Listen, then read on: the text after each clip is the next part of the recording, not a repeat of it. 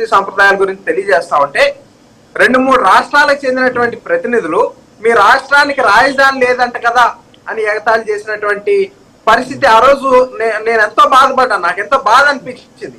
అయితే వారు ఇంకో మాట కూడా అన్నారు, నిజంగా చంద్రబాబు నాయుడు కనుక ఉండుంటే మీ పరిస్థితి వేరే రాగా ఉండేది అని చెప్పి అటు తెలంగాణ నుంచి తమిళనాడు నుంచి వచ్చినటువంటి 2 ప్రతినిధులు వ్యాఖ్యానించినటువంటి పరిస్థితి కూడా చూస్తే మనకు ఆన్ రికార్డు సోషల్ మీడియాలో కూడా నేషనల్ యూత్ సమ్మిట్ అని చెప్తే మనకి సోషల్ మీడియాలో కూడా వీడియోస్ అన్ని ఉంటాయి, ప్రజలందరూ కూడా చూడొచ్చు.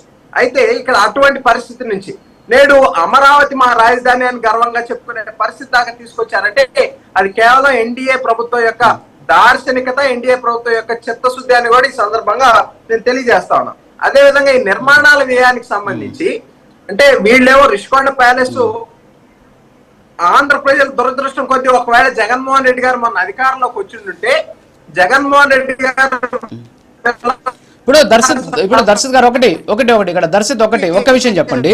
ఇందాక నేను మీకు ఒక్క నిమిషం ఎస్ దర్శత్ ఒక్క నిమిషం ఓకే దర్శత్ ఒక్క నిమిషం. ఇక్కడ ఇందాక నేను 2 డాక్యుమెంట్లు మీకు చూపించా. వాళ్ళ వర్షన్ ఏంటి, ఈడ నిర్మాణ వ్యయం పెంచేస్తున్నారు, చంద్రబాబు నాయుడు దోపిడీకి పాల్పడుతున్నాడు.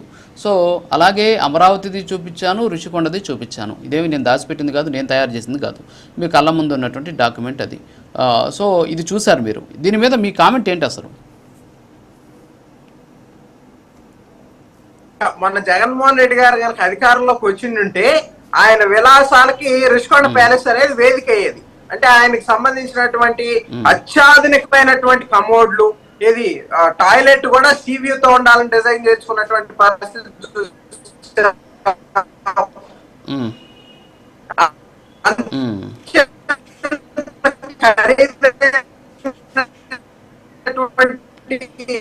ఓకే విలాసవంతమైన పరిస్థితి.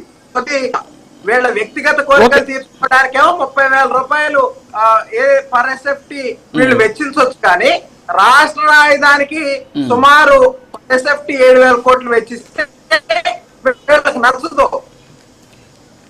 కానీ సిగ్నల్ ఏదో వీక్ ఉన్నట్టు ఒకటి యా ఓకే దర్శత్ మీ దగ్గర సిగ్నల్ వీక్ ఉంది, ఒక్కసారి అది సెట్ చేసుకోండి, నేను మళ్ళీ వస్తాను మీ దగ్గరికి.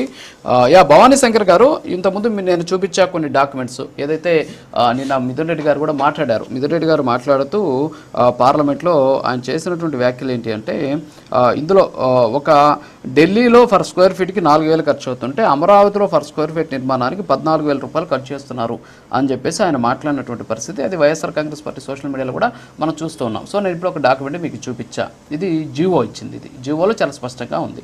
అట్ ది సేమ్ టైం ఋషికొండది కూడా నేను చూపించాను. ఈ రెండింటిని బట్టి ఏం చెప్పాలనుకుంటున్నారు మీరు? ఏం చెప్పేదండి, ఇప్పుడు వాళ్ళు చేస్తే మంచిది, గొప్ప ప్రజలకు మంచి చేశాము,